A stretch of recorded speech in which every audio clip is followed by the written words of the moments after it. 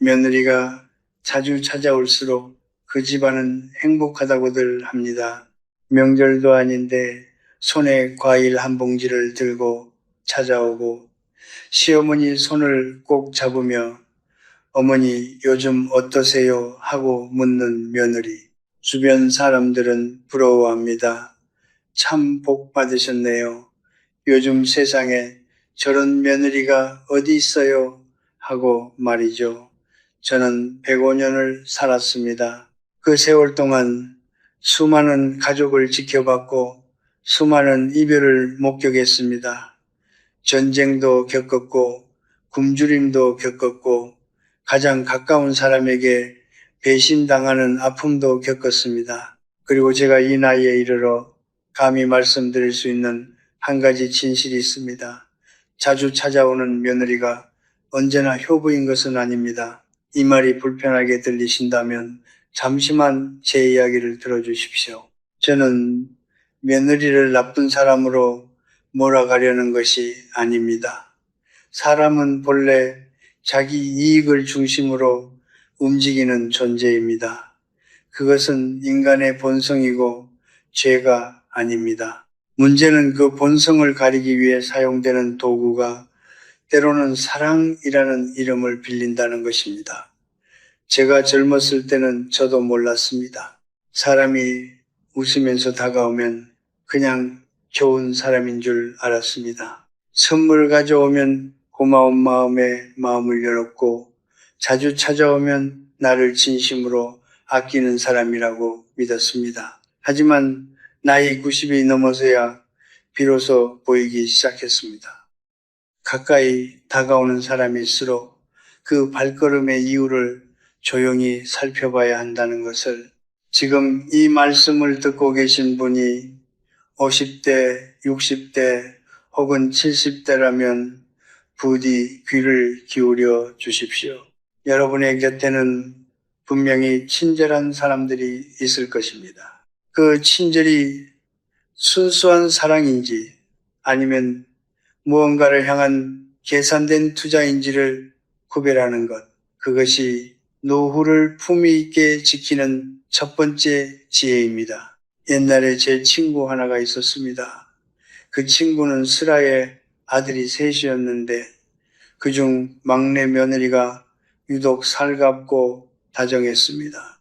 매주 찾아와 청소를 해주고 밥을 차려주고 병원 예약까지 대신 잡아줬습니다. 친구는 그 며느리 덕분에 늙음하게 참 행복하다고 했습니다. 그런데 친구가 세상을 떠난 뒤 그 집안에 무슨 일이 벌어졌는지 아십니까? 유산 분쟁이 시작됐고 막내 며느리가 이미 몇 년 전부터 조용히 통장 명의를 옮겨두었다는 사실이 밝혀졌습니다. 나머지 형제들은 아무것도 몰랐습니다. 친구도 끝내 몰랐을 겁니다. 저는 그 일을 떠올릴 때마다 마음이 무거워집니다. 친구가 나쁜 사람이었기 때문이 아닙니다. 너무 순수하게 믿었기 때문입니다. 선의를 베푸는 사람을 의심하는 것이 나쁜 일이라고 생각했기 때문입니다. 하지만 지금 저는 여러분께 분명히 말씀드립니다. 의심과 지혜는 다릅니다. 모든 사람을 적으로 보라는 것이 아닙니다. 다만 사랑한다고 말하는 사람의 행동 패턴을 조용히 냉정하게 바라보는 눈을 가지라는 것입니다. 그 눈이 여러분의 노후를, 여러분의 품위를, 여러분이 평생 쌓아온 것들을 지켜줄 것입니다. 오늘 저는 그 신호 5가지를 여러분과 나누려 합니다. 충격적으로 느껴질 수도 있습니다. 하지만 105년을 산 사람으로서 저는 아름다운 거짓말보다 불편한 진실이 언제나 더 많은 것을 지켜준다는 것을 압니다. 끝까지 들어주십시오. 사람은 원하는 것이 생기면 반드시 그것에 대해 묻기 시작합니다. 처음에는 아주 자연스럽게 아무렇지도 않은 듯이 마치 그냥 지나가는 말처럼 하지만 저는 105년을 살면서 깨달았습니다. 우연히 나오는 말은 없습니다. 특히 돈에 관한 이야기는 더욱 그렇습니다. 첫 번째 신호는 바로 이것입니다. 며느리가 어느 순간부터 재산, 통장, 부동산에 관한 이야기를 대화 속에 자연스럽게 끼워 넣기 시작하는 것입니다. 처음에는 아주 사소하게 시작됩니다. 어머니, 요즘 은행 금리가 많이 올랐다던데 혹시 적금 드신 거 있으세요? 혹은 어머니 사시는 동네 아파트 값이 많이 올랐다더라고요. 요즘 얼마나 한대요? 이런 말들은 듣는 순간에는 그냥 일상적인 대화처럼 느껴집니다. 하지만 그런 질문이 한 번이 아니라 두 번, 세 번, 그리고 방문할 때마다 반복된다면 그것은 더 이상 잡담이 아닙니다. 저는 이것을 재정 탐색이라고 부릅니다. 겉으로는 관심처럼 보이지만 실제로는 정보를 수집하는 행위입니다. 이 사람이 얼마를 가지고 있는지, 재산이 어디에 묶여 있는지, 혹시 최근에 유언장을 써두었는지, 다른 자녀들에게 얼마나 마음이 기울어져 있는지를 조용히 파악해 나가는 것입니다. 제가 40대였을 때 저는 어느 노학자 댁을 자주 드나들었습니다. 그분의 집에는 매주 찾아오는 조카가 한 명 있었는데 유독 살갑고 말이 많았습니다. 그 조카는 방문할 때마다 어르신 옆에 앉아 이런저런 이야기를 나눴습니다. 처음에는 건강 이야기, 그 다음에는 집 이야기, 그리고 나중에는 어르신, 혹시 이 집 명의는 어떻게 되어 있어요? 하는 질문까지 하더군요. 그 노학자분은 그냥 웃으며 대답해 주셨습니다. 조카가 걱정이 되어서 묻는 거라고 생각하셨던 겁니다. 하지만 저는 그 순간 등골이 서늘해졌습니다. 사람들은 종종 이렇게 생각합니다. 며느리가 재산에 관심 갖는 게 뭐가 나빠, 가족인데 알아도 되지 않나 하고 말이죠. 하지만 제가 여러분께 묻고 싶습니다. 당신의 재정 상황을 알아야 할 이유가 무엇입니까? 당신이 건강하게 살아있는 지금 이 순간 그 정보가 며느리에게 왜 필요합니까? 진심으로 걱정하는 사람은 어머니 혹시 불편한 것 없으세요? 하고 묻습니다. 하지만 재산에 관심이 있는 사람은 어머니 그 땅은 어머니 명의예요? 아버지 명의예요? 하고 묻습니다. 이 두 질문의 차이를 느끼십니까? 저는 평생 한 가지 원칙을 지켜왔습니다. 재산에 관한 이야기는 반드시 필요한 순간에 반드시 필요한 사람에게만 합니다. 며느리에게도 아들에게도 심지어 가장 믿는 친구에게도 함부로 숫자를 꺼내지 않았습니다. 왜냐하면 저는 알기 때문입니다. 정보는 권력이고 재정 정보는 그 사람의 의사결정에 영향을 미친다는 것을 지금 이 순간 혹시 여러분 주변에 유독 재산 이야기에 귀를 기울이는 사람이 있습니까? 아무렇지도 않게 어머니 노후 자금은 얼마나 준비하셨어요? 하고 묻는 사람이 있습니까? 그 질문이 한 번으로 끝나지 않고 반복됩니까? 그렇다면 지금 당장 그 패턴을 기억해 두십시오. 그리고 앞으로는 이렇게 하십시오. 재산에 관한 질문이 들어오면 미소를 지으면서 이렇게 말씀하십시오. 글쎄요, 저도 잘 모르겠어요. 있는 것도 없고 없는 것도 없고 그것으로 충분합니다. 설명할 필요 없습니다. 해명할 필요도 없습니다. 침묵과 미소는 때로 가장 강력한 방패입니다. 돈에 관한 이야기를 먼저 꺼내는 사람에게 돈에 관한 이야기를 들려줄 필요는 없습니다. 그것이 제가 105년을 살며 배운 가장 실용적인 지혜 중 하나입니다. 사람의 행동에는 언제나 이유가 있습니다. 아무 이유 없이 갑자기 달라지는 행동은 없습니다.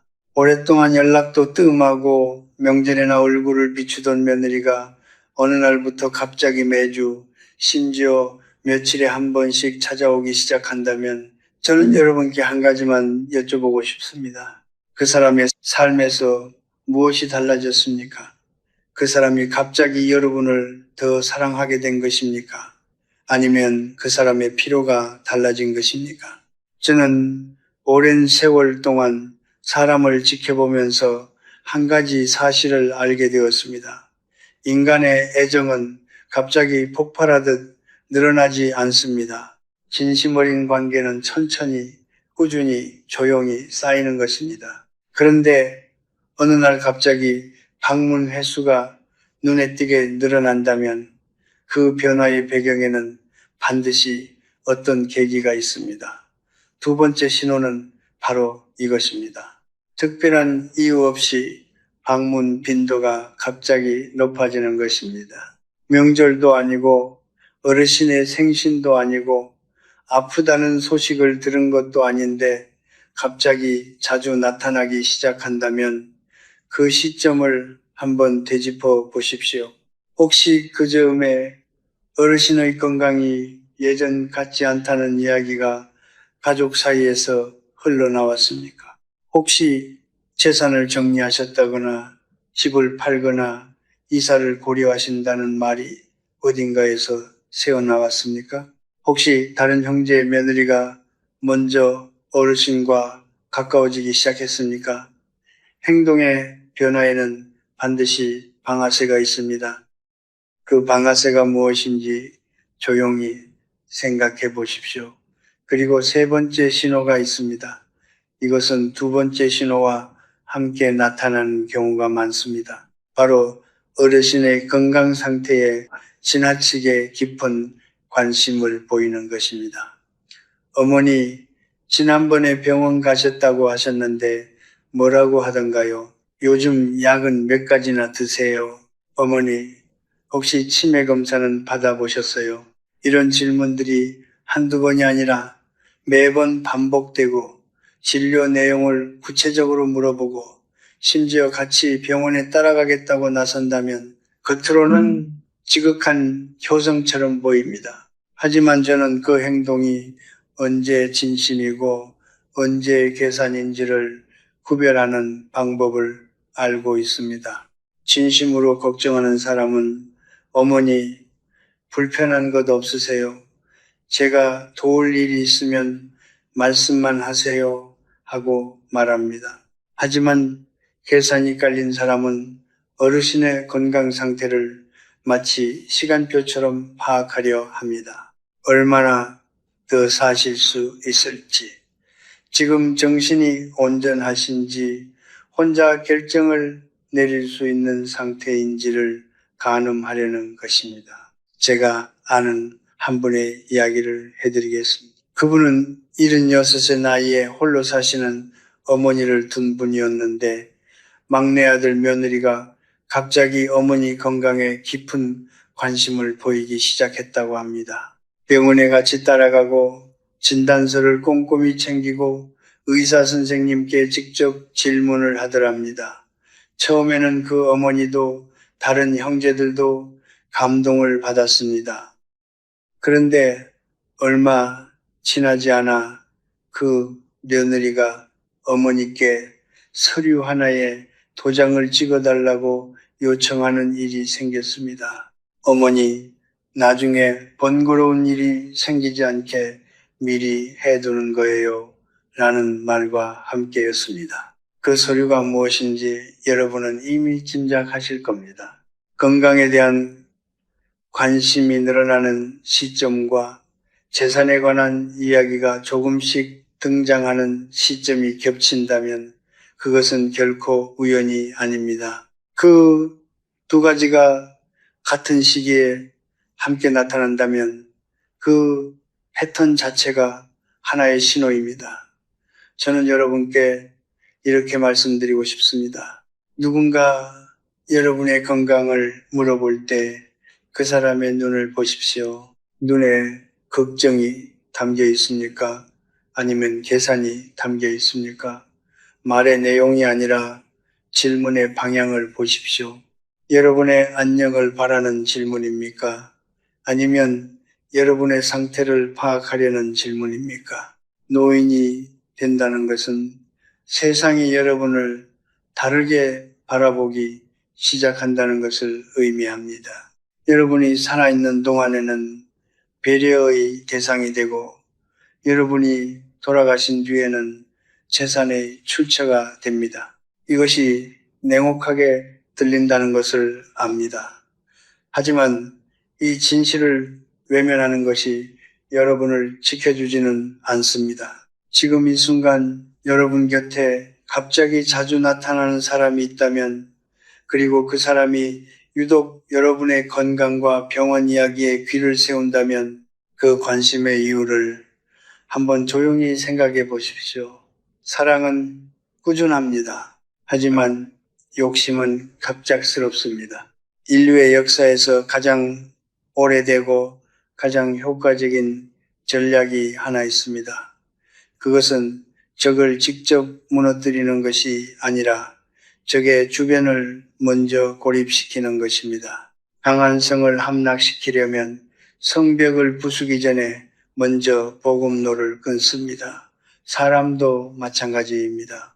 누군가를 자신의 뜻대로 움직이게 하려면 그 사람 곁에 있는 든든한 사람들을 먼저 하나씩 떼어 놓아야 합니다. 네 번째 신호는 바로 이것입니다.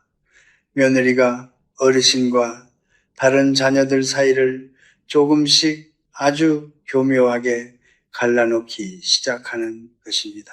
이 신호가 무서운 이유는 처음에는 전혀 그렇게 보이지 않는다는 점입니다. 오히려 처음에는 어르신을 걱정하는 말처럼 들립니다. 어머니, 큰아들은 요즘 너무 바쁜가 봐요. 한 번도 안 오시더라고요. 어머니, 둘째 며느리가 지난번에 어머니한테 그런 말을 했다고요? 저는 그 말 듣고 너무 속상했어요. 어머니, 솔직히 말씀드리면 다른 형제들은 어머니 생각을 그렇게 많이 하지 않는 것 같아요. 제가 볼 때는요, 이런 말들이 반복되면 어르신의 마음속에는 서서히 균열이 생깁니다. 별 문제 없이 지내던 큰아들이 갑자기 소홀한 것처럼 느껴지기 시작합니다. 평범하게 살던 둘째 며느리가 어딘가 못마땅한 사람으로 보이기 시작합니다. 그리고 그 틈에서 유독 자주 찾아오고 유독 살갑게 구는 막내 며느리만이 진심으로 어르신을 위하는 사람처럼 보이게 됩니다. 저는 이것을 감정의 재배치라고 부릅니다. 어르신의 마음속에 있는 신뢰와 애정의 지도를 조금씩 바꿔 그리는 것입니다. 처음에는 아주 작은 붓으로 아주 조금씩 선을 옮깁니다. 그러다 보면 어느 순간 어르신은 수십 년을 함께 살아온 자녀들보다 불과 몇 년 사이에 가까워진 며느리 한 명을 더 믿게 됩니다. 제가 30살이었을 때 이웃에 살던 한 할머니의 이야기가 지금도 잊히지 않습니다. 그 할머니에게는 아들이 둘 있었는데 두 아들 모두 성실하고 효심이 깊은 사람들이었습니다. 그런데 큰 며느리가 어느 시점부터 할머니 귀에 작은 말들을 심기 시작했습니다. 어머니, 작은 아들이 얼마 전에 어머니 통장 이야기를 하더라고요. 어머니, 작은 며느리가 모임에서 어머니 건강이 많이 안 좋다고 이야기하고 다닌대요. 할머니는 그 말들을 들으면서 점점 작은 아들 가족과 거리를 뒀고 마음의 문을 닫아갔습니다. 결국 그 집안은 할머니가 돌아가시기 전까지 두 형제가 얼굴도 제대로 마주치지 않는 사이가 되었습니다. 그 이간질 한 줄기가 수십 년의 형제 우애를 무너뜨린 것입니다. 그리고 반드시 기억하셔야 할 말이 있습니다. 어머니, 저만 믿으세요. 혹은 어머니, 저 없으면 어떻게 하시려고요? 이런 말을 하는 사람을 조심하십시오. 이 말은 겉으로는 헌신처럼 들리지만 실제로는 의존심을 만들어내는 말입니다. 어르신으로 하여금 스스로 결정을 내리지 못하게 만들고 다른 사람의 말을 귀담아 듣지 못하게 만들며 오직 한 사람의 목소리만 따르도록 유도하는 말입니다. 진심으로 어르신을 아끼는 사람은 절대 이런 말을 하지 않습니다. 진심 어린 사람은 어머니, 큰아들이랑도 자주 연락하세요. 형제들이 다 어머니를 걱정하잖아요 하고 말합니다. 어르신과 다른 사람들 사이의 관계를 더 넓혀주려 하지 그 관계를 좁혀서 자신만 남으려 하지 않습니다. 지금 이 글을 읽고 계신 분들 가운데 혹시 이런 생각이 드시는 분이 있습니까? 나는 이 며느리 말고는 믿을 사람이 없어. 혹은 우리 아이들 중에 나를 진심으로 생각하는 건 이 아이뿐이야. 만약 그런 생각이 최근 들어 생겨난 것이라면, 그리고 그 생각이 특정 한 사람이 자주 찾아오면서 생겨난 것이라면 잠시 멈추고 다시 생각해 보십시오. 신뢰는 오랜 시간에 걸쳐 쌓이는 것입니다. 그런데 단기간에 강렬하게 형성된 신뢰, 그리고 그 신뢰가 다른 사람들과의 관계를 약하게 만드는 방향으로 작용한다면 그것은 진정한 신뢰가 아닐 수 있습니다. 그것은 설계된 신뢰입니다. 저는 105년을 살면서 한 가지를 확신하게 되었습니다. 여러분을 진심으로 아끼는 사람은 여러분 주변의 좋은 관계를 빼앗으려 하지 않습니다. 오히려 그 관계들을 더 풍요롭게 해주려 합니다. 가족을 갈라놓으려는 사람이 있다면 그 사람이 채우려는 자리가 무엇인지를 먼저 생각해 보십시오. 혼자 있게 만드는 사람이 진정한 편이 되어주는 경우는 거의 없습니다. 그것이 제가 수많은 이별과 배신을 목격하며 배운 진실입니다. 세상에서 가장 비싼 것이 무엇인지 아십니까? 공짜처럼 보이는 것입니다. 누군가 아무 조건 없이 당신에게 무언가를 준다고 할 때 그 순간만큼 사람의 경계심이 낮아지는 때는 없습니다. 선물을 받으면 감사한 마음이 생기고 그 감사한 마음은 자연스럽게 상대방의 부탁을 거절하기 어렵게 만듭니다. 이것은 인간의 본성입니다. 부끄러운 것이 아닙니다. 하지만 이 본성을 정확히 알고 이용하는 사람이 있다는 것, 그것을 모르면 안 됩니다. 5번째 신호는 바로 이것입니다. 며느리의 선물과 친절이 언제나 무언가를 확인하거나 부탁하는 행동과 함께 세트로 이어지는 것입니다. 처음에는 아무 부탁 없이 선물만 가져옵니다. 좋아하시는 과일, 따뜻한 내복, 정성스럽게 싼 반찬 몇 가지. 어르신은 기뻐하시고 고마워하십니다. 그 다음 방문에도 선물을 가져옵니다. 그리고 그 방문 끝 무렵 아주 자연스럽게 이런 말이 나옵니다. 어머니, 그런데 혹시 저번에 말씀하신 그 통장 어디 보관하고 계세요? 혹은 어머니, 요즘 건강이 안 좋으시니까 혹시 미리 서류 같은 거 정리해 두시면 어떨까요? 제가 도와드릴 수 있어요. 이 패턴이 반복된다면 그것은 우연이 아닙니다. 선물은 마음을 여는 열쇠로 사용되고 있는 것입니다. 어르신의 경계심을 낮추고 감사한 마음을 쌓아두었다가 그 감사함이 무르익었을 때 원하는 것을 요청하는 것입니다. 심리학에서는 이것을 호혜성의 법칙이라고 부릅니다. 사람은 무언가를 받으면 반드시 되갚으려는 심리적 충동을 느낍니다. 이 충동은 아주 강력해서 때로는 자신이 원하지 않는 부탁도 거절하지 못하게 만듭니다. 어르신들은 특히 이 감정에 더 민감하십니다. 평생을 은혜를 알고 의리를 지키며 사셨기 때문에 받은 것에 보답하는 것을 도리라고 여기시기 때문입니다. 하지만 바로 그 아름다운 마음이 때로는 가장 취약한 지점이 됩니다. 제가 기억하는 한 분이 계십니다.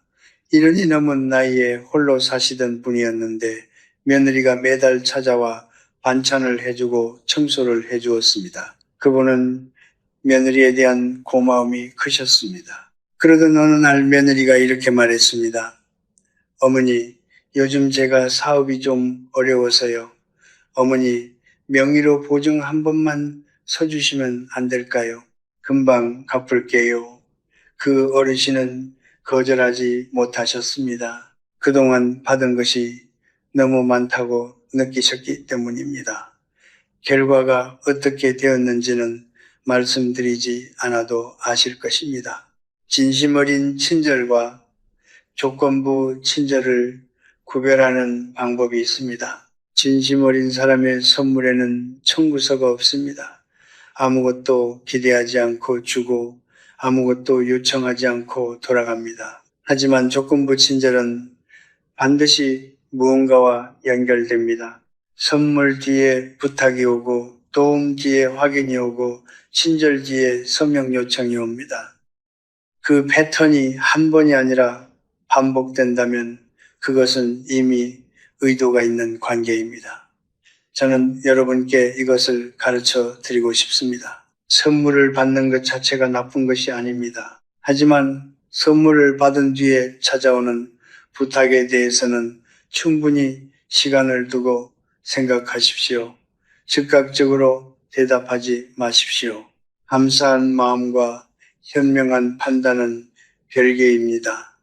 고맙다고 말하는 것과 그래 해줄게 라고 말하는 것은 같은 말이 아닙니다. 그리고 한 가지 더 말씀드리겠습니다. 만약 어르신이 부탁을 거절했을 때 그 사람의 태도가 갑자기 차가워지거나 방문 횟수가 줄어들거나 서운한 감정을 표현한다면 그것이 바로 그 친절의 본 모습입니다. 조건 없는 사랑은 거절을 당해도 흔들리지 않습니다. 하지만 조건이 달린 친절은 조건이 충족되지 않는 순간 사라집니다. 저는 젊었을 때 이런 말을 들은 적이 있습니다. 공짜 점심은 없다. 처음에는 그 말이 너무 차갑게 들렸습니다. 세상이 그렇게 삭막한 곳인가 싶었습니다. 하지만 나이가 들수록 그 말의 의미가 달리 들렸습니다. 이것은 세상을 불신하라는 말이 아닙니다.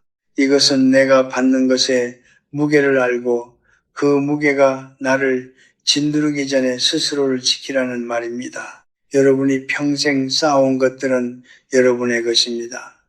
누군가 반찬 몇 가지를 가져왔다는 이유로 몇 번 청소를 해줬다는 이유로 그것이 흔들려서는 안 됩니다.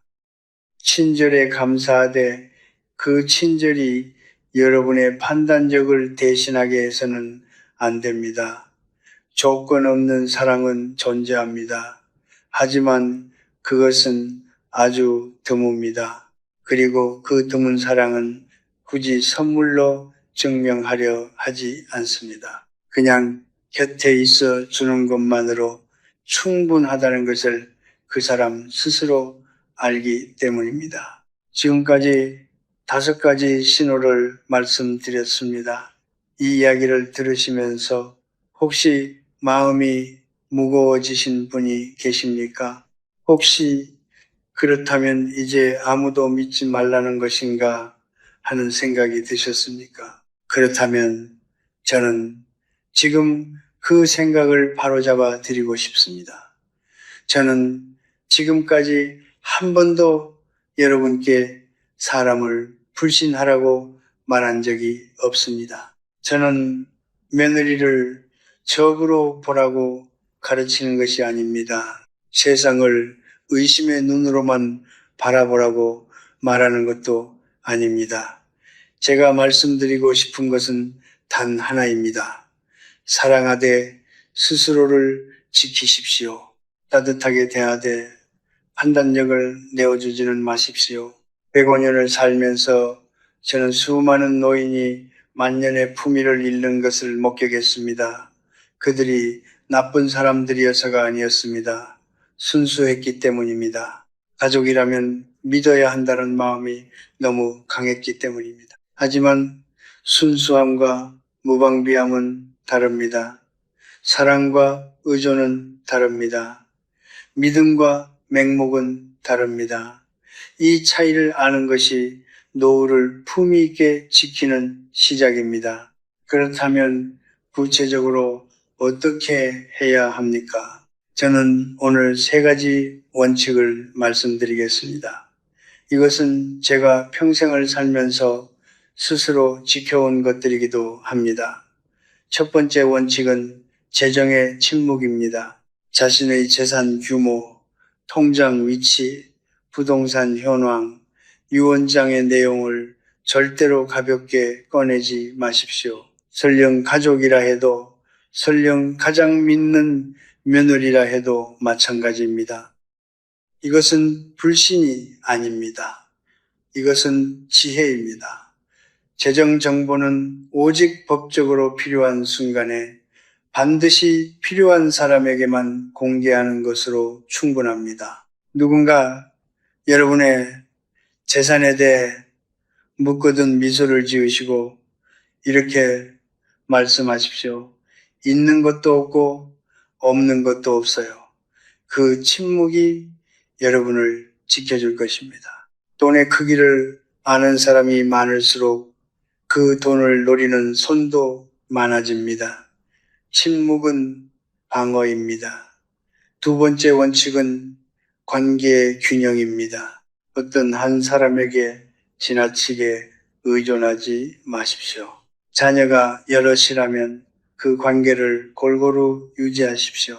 며느리 한 명과만 가까워지고 나머지 자녀들과 멀어진다면 여러분은 스스로 고립의 덫 안으로 걸어 들어가는 것입니다. 자신을 가장 아낀다고 말하는 사람이 동시에 다른 가족과 여러분의 사이를 갈라놓으려 한다면 그것은 사랑이 아니라 독점입니다. 진정한 사랑은 여러분의 세계를 넓혀줍니다. 좁혀오는 사랑을 경계하십시오. 나무도 뿌리가 여러 방향으로 뻗어야 쓰러지지 않습니다. 인간관계도 마찬가지입니다. 세 번째 원칙은 건강과 독립의 사수입니다. 제가 평생 강조해온 것이 있습니다. 노후의 품위는 돈과 건강에서 나온다는 것입니다. 누군가에게 몸을 온전히 의탁해야 하는 순간 사람은 자신도 모르게 그 사람의 말에 끌려가게 됩니다. 그것은 그 사람이 나쁜 사람이어서가 아닐 수도 있습니다. 그냥 의존이 판단력을 흐리게 만들기 때문입니다. 그래서 걸을 수 있을 때까지 걸으십시오. 스스로 결정할 수 있을 때까지 결정하십시오. 몸이 독립적이면 마음도 독립적입니다. 그리고 마음이 독립적인 사람은 아무도 함부로 흔들 수 없습니다. 이 3가지 원칙 외에도 한 가지를 더 말씀드리겠습니다. 서류에 관한 것입니다. 어떠한 서류도 어떠한 이유로도 충분히 내용을 확인하지 않은 채 도장을 찍지 마십시오. 금방 끝나요. 별거 아니에요. 어머니를 위한 거예요. 라는 말로 급하게 처리하려는 서류일수록 더욱 천천히 살펴봐야 합니다. 판단이 흐려지는 상황에서 서명을 요청받는다면 그 자리에서 바로 대답하지 말고 제가 나중에 천천히 읽어볼게요 하고 시간을 보십시오. 그 시간이 여러분의 전 재산을 지키는 시간이 될 수 있습니다. 저는 이 모든 것을 말씀드리면서 한 가지 감정을 느낍니다. 안타까움입니다. 이런 이야기를 해야 한다는 사실 자체가 안타깝습니다. 가족 사이에 이런 계산이 오간다는 현실이 슬픕니다. 하지만 저는 아름다운 거짓말보다 불편한 진실을 택하는 사람입니다. 왜냐하면 진실만이 여러분을 지킬 수 있기 때문입니다. 여러분이 평생 일하고 아끼고 쌓아온 것들은 여러분의 땀과 눈물이 녹아있는 것들입니다. 그것을 지키는 것은 욕심이 아닙니다. 그것을 지키는 것은 여러분이 살아온 삶에 대한 존중입니다. 스스로를 지키는 사람만이 진정한 품위를 가질 수 있습니다. 그리고 품위 있는 노후만이 진정한 행복으로 이어집니다. 방파제는 파도를 미워하지 않습니다. 다만 파도가 마을 안으로 들어오지 못하도록 조용히 서 있을 뿐입니다. 여러분도 그런 방파제가 되십시오. 차갑지 않되 단단하게, 따뜻하되 흔들리지 않게. 저는 이제 이 이야기를 마무리하려 합니다. 오늘 여러분과 나눈 이야기들이 마음에 무겁게 남아있지 않기를 바랍니다. 저는 오늘 여러분을 두렵게 하려고 이 자리에 선 것이 아닙니다. 여러분을 강하게 하려고, 여러분이 스스로를 지킬 수 있도록, 그리고 남은 날들을 더 자유롭고 평온하게 살아가실 수 있도록 이 이야기를 드린 것입니다. 저는 105년을 살았습니다. 그 세월 동안 사랑하는 사람들을 먼저 떠나보냈고 믿었던 사람에게 배신도 당했으며 가장 가까운 자리에서 가장 깊은 상처를 받기도 했습니다. 그럼에도 불구하고 저는 지금 이 순간 후회 없이 말씀드릴 수 있습니다. 인생은 살만한 것이었습니다. 사람은 여전히 아름다운 존재입니다. 다만 그 아름다움을 제대로 보기 위해서는 눈을 크게 뜨고 마음은 지키면서 동시에 열어두는 법을 배워야 했습니다. 오늘 제가 드린 이야기의 핵심은 이것입니다. 사람을 의심하라는 것이 아닙니다. 스스로를 먼저 사랑하라는 것입니다. 자신을 사랑하는 사람은 쉽게 흔들리지 않습니다. 자신을 존중하는 사람은 누군가의 조건부 친절에 무릎 꿇지 않습니다. 자신의 가치를 아는 사람은 선물 한 봉지에 판단력을 팔지 않습니다. 여러분이 지금 50대라면, 60대라면, 혹은 70대라면 듣고 계십시오. 지금이 바로 그 준비를 해야 할 때입니다. 노후는 갑자기 오지 않습니다. 노후는 지금 여러분이 만들고 있는 것입니다. 지금 어떤 관계를 유지하고 있는지, 지금 재정을 어떻게 관리하고 있는지, 지금 몸을 어떻게 돌보고 있는지, 그 모든 것이 쌓여 나중에 여러분이 어떤 노후를 맞이하게 될지를 결정합니다. 저는 젊은 시절에 행복이란 많이 가지는 것이라고 생각했습니다. 좋은 집, 좋은 자리, 많은 사람의 인정. 하지만 나이가 들수록 그 생각은 조용히 바뀌었습니다. 행복은 가진 것을 늘리는 것이 아니라 원하는 것을 줄이는 것이었습니다. 인정받고 싶은 마음, 사랑받고 싶은 마음, 필요한 사람이 되고 싶은 마음, 그 마음들이 작아질수록 삶은 오히려 더 넓어졌습니다. 그리고 마침내 아무것도 증명하지 않아도 되는 자리에 이르렀을 때 저는 처음으로 진짜 평온이 무엇인지 알게 되었습니다. 여러분께 바라는 것이 있습니다.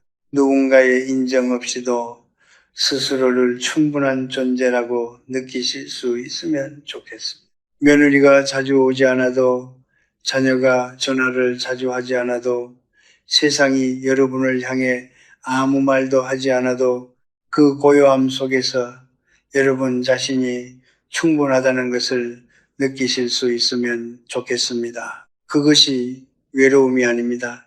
그것이 자유입니다. 고독과 외로움은 다릅니다. 외로움은 누군가를 원하는데 없는 상태입니다. 고독은 혼자이면서도 온전한 상태입니다. 저는 여러분이 고독을 두려워하지 않는 사람이 되시기를 바랍니다. 혼자 있어도 흔들리지 않는 사람이 가장 강한 사람입니다. 그리고 가장 강한 사람은 아무도 함부로 이용하려 들지 않습니다. 오늘 이 이야기를 들으신 뒤 혹시 주변에 오늘 말씀드린 5가지 신호 중 하나라도 겹치는 분이 있으시다면 당장 그 사람을 내치거나 다투지 마십시오. 다만 조용히, 천천히 스스로의 중심을 다시 세우십시오. 재정을 정리하고 법적 서류를 점검하고 다른 가족들과의 관계를 다시 따뜻하게 이어가십시오. 소리 없이 그러나 단단하게 그것으로 충분합니다. 저는 오늘 이 자리를 빌려 여러분 한 분 한 분께 진심으로 말씀드리고 싶습니다. 여러분이 살아온 삶은 결코 작지 않습니다. 수십 년을 버티고 사랑하고 포기하고 다시 일어선 그 삶은 그 자체로 이미 위대합니다. 그 삶이 마지막 장에 이르러 누군가의 계산에 의해 흔들려서는 안 됩니다. 여러분은 지켜질 자격이 있습니다. 스스로에 의해서 오래 사는 것이 복이 아닙니다. 품위 있게 사는 것이 복입니다. 누군가에게 기대지 않아도 되는 것이 복입니다. 아침에 눈을 뜨면서 오늘 하루도 내 뜻대로 살 수 있다는 것을 느끼는 것, 그것이 제가 105년을 살면서 찾아낸 가장 조용하고 가장 단단한 행복입니다. 삶은 시끄러운 축제가 아닙니다. 삶은 조용한 강물입니다. 그 강물이 끝까지 맑게 흐를 수 있도록 스스로를 지키십시오. 따뜻하게, 그러나 단단하게 열린 마음으로, 그러나 흔들리지 않게 그것으로 충분합니다. 그것이 전부입니다.